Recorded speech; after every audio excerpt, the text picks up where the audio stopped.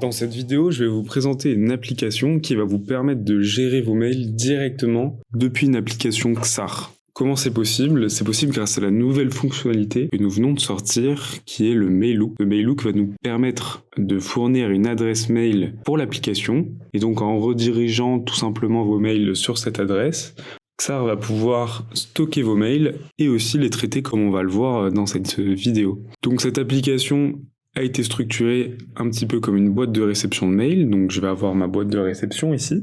Lorsque je reçois un mail, le mail va être traité à la fois par l'IA et à la fois par Xar, donc via l'action Xar AI.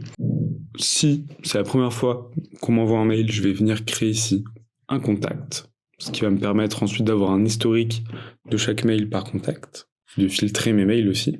Puis, je vais envoyer le contenu du mail à Xar AI pour qu'il détermine à la fois un résumé, mais aussi un score de priorité, ce qui va me permettre d'avoir une gestion de mail beaucoup plus efficace.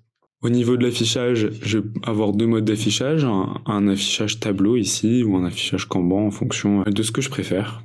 Ici, on peut voir que je viens de recevoir un nouveau mail qu'il faut que je traite avec un score de priorité de 1 par exemple. Donc lorsque je rentre dans le suivi ici, je vais avoir accès à ma chaîne de mail. On peut voir que c'est moi qui ai envoyé le premier mail.